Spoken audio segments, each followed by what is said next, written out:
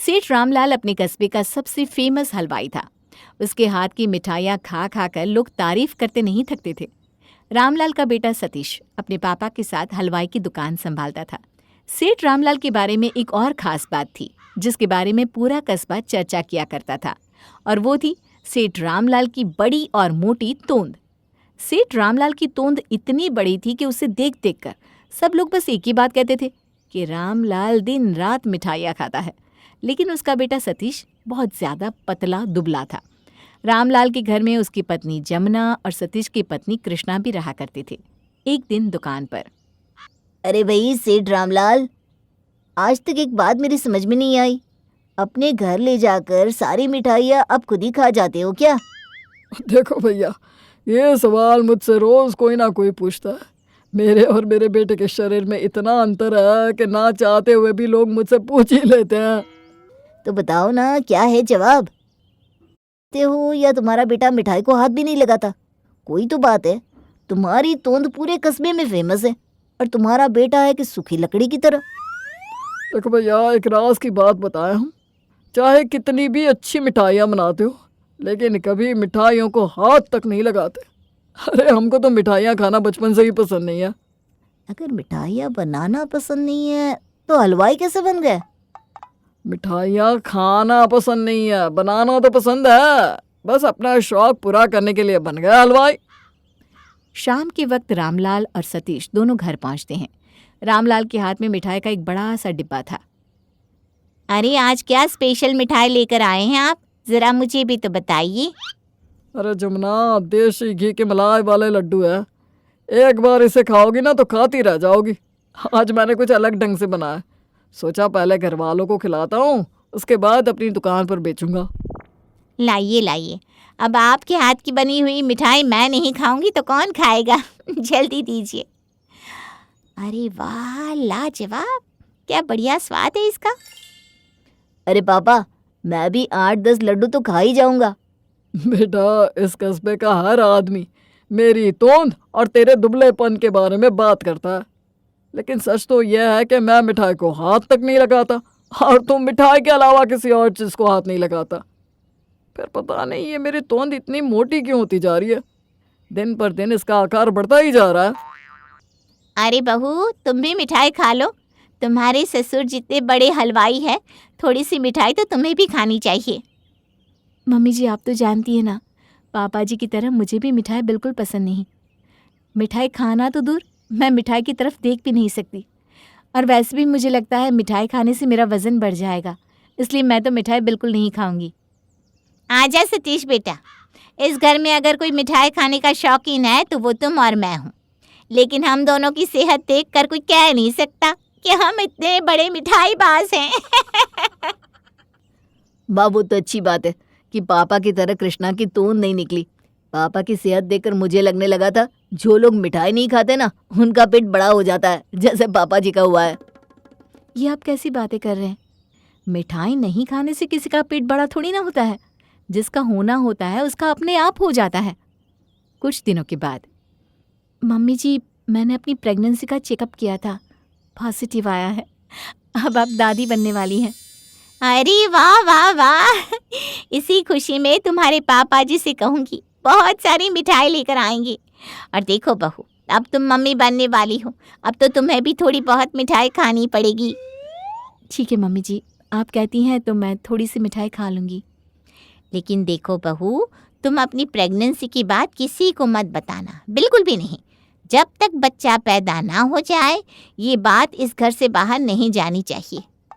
लेकिन क्यों मम्मी जी, बताने में क्या परेशानी है? देखो बहू, जब मेरी शादी हुई थी और मैं माँ बनने वाली थी ना, तो मैंने सारे मोहल्ले में ढिंडोरा पीट दिया था, और उसका नतीजा ये हुआ कि एक के बाद एक मेरे 3 बच्चे पेट में ही मर गए।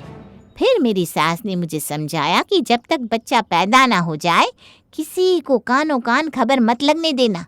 जब सतीश होने वाला था तो मैंने पूरे 9 महीने किसी को नहीं बताया।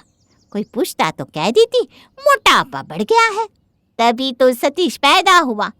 मैं नहीं चाहती बेटा कि तुम्हारे साथ भी ऐसा कुछ हो। ठीक है मम्मी जी, अगर ऐसी बात है तो मैं किसी से कुछ नहीं कहूँगी। लेकिन अगर कोई पूछेगा तो? अरे तो तुम भी कह देना कि बस ऐसे ही वजन बढ़ गया है, पता नहीं क्या हो गया, मिठाई ज्यादा खा ली या ऐसा कुछ भी। और इस तरह से जमुना अपनी बहू कृष्णा को उसकी प्रेगनेंसी की खबर किसी को भी बताने से मना कर देती है।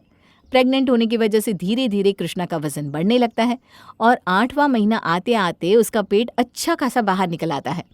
एक दिन जब कृष्णा अपने घर के बाहर खड़ी थी तो मोहल्ले की औरतें उसे देखकर बातें करने लगी। अरे ये जमुना की बहू तो इतनी पतली दुबली थी, देखो तो कैसी गोल मटोल हो गई है। लगता है अपने ससुर जी की दुकान पर बैठकर दिन रात मिठाइयाँ खाती है। अरे लेकिन ये भी तो हो सकता है ना कि ये पेट से हो। अरे नहीं नहीं, ऐसी कोई बात नहीं है।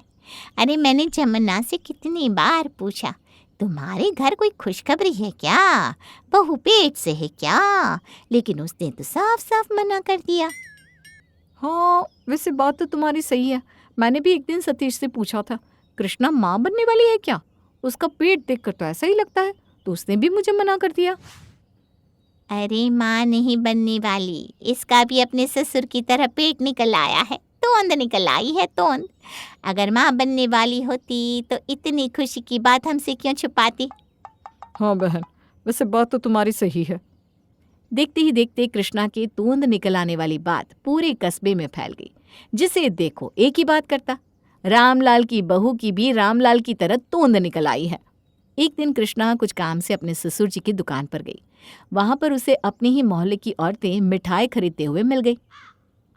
अरे क्या बात है कृष्णा, तू तो ठीक से चल भी नहीं पा रही है, इतनी मिठाई क्यों खाती है?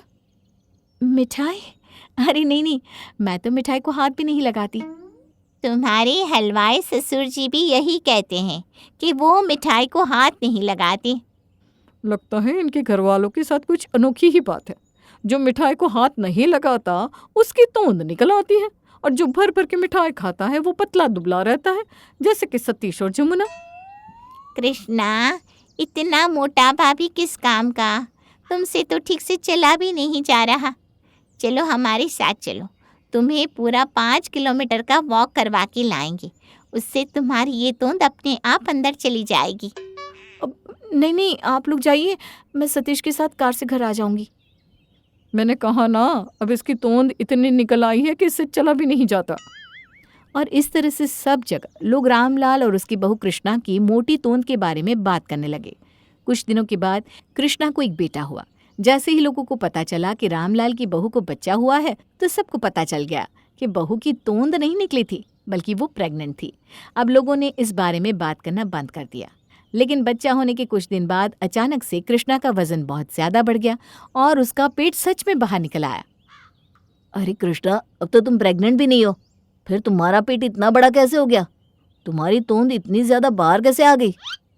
मैं भी वही सोच रही हूँ बहू, तुम्हारे पेट को क्या होता जा रहा है? तुम्हारी तोंद तो तुम्हारे ससुर जी की तोंद से भी बड़ी हो गई है।